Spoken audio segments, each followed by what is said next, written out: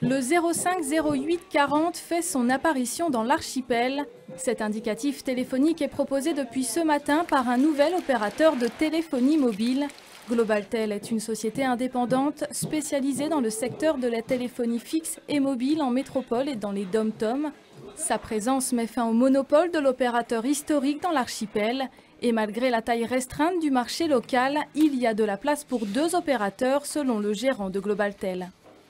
On a actuellement un taux de pénétration qui est de l'ordre de 60% sur l'archipel pour la téléphonie mobile et qui est de l'ordre de 100 à 120, 130% qu'on parle de la métropole ou d'autres départements, enfin d'autres zones outre-mer. C'est un taux qui est anormalement bas.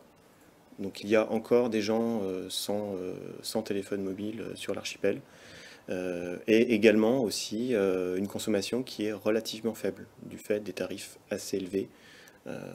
Que ce soit en local ou vers le Canada ou la France ou d'autres destinations. Le nouvel opérateur a ses propres émetteurs. La couverture mobile et Wi-Fi n'est pas encore totale sur le territoire, mais s'étend petit à petit pour atteindre 100% début 2015.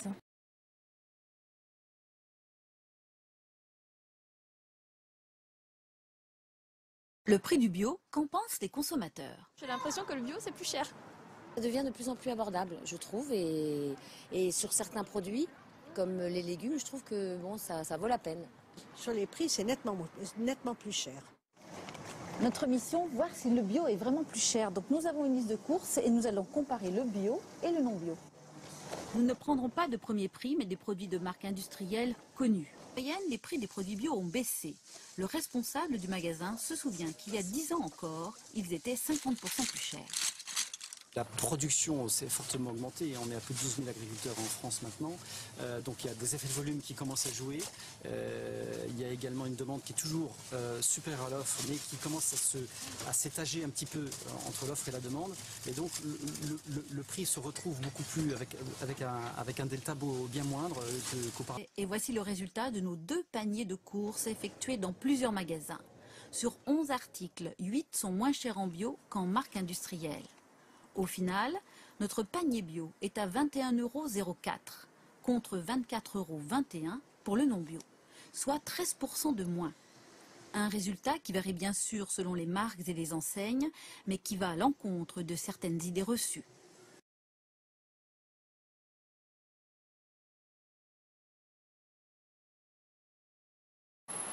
À Marseille, dans ce quartier résidentiel, une nouvelle vie commence pour cet étudiant de 24 ans. Il quitte ses parents et va emménager avec sa conjointe dans ce 2 pièces de 60 mètres carrés. Ensuite le salon, voilà. Voilà, dans un style assez ancien avec quelques touches de moderne. Un appartement entièrement meublé avec une chambre. Voilà, avec un grand dressing, 2 fenêtres qui donnent sur une rue calme. Et une salle de bain. Un beau lavabo et surtout une belle baignoire d'angle. Le loyer, 750 € par mois.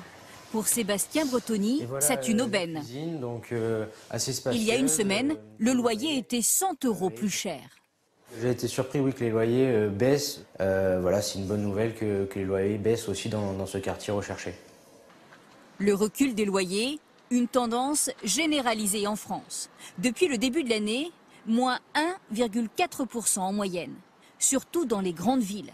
Moins 5,2% à Marseille, moins 3,6% à Lyon.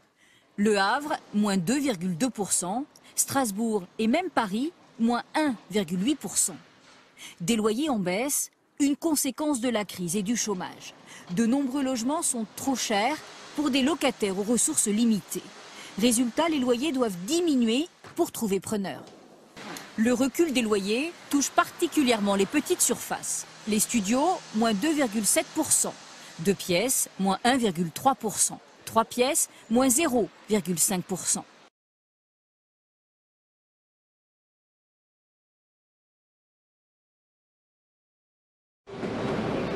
Les inquiétudes liées à la zone euro et au cours du pétrole continuent de plomber les bourses mondiales. À Tokyo, l'indice Nikkei a chuté de plus de 3% à la clôture. Hong Kong, Séoul et Sydney ont également terminé dans le rouge, même si la baisse est moins prononcée.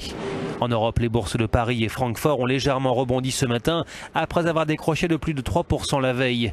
Sur le marché des change, l'euro se reprenait un peu face au billet vert, mais reste en dessous de 1,20 $. Les investisseurs s'inquiètent d'une possible sortie de la Grèce de la zone euro et de la chute continue des cours du pétrole. Le baril de brut léger américain est passé sous la barre symbolique des $50.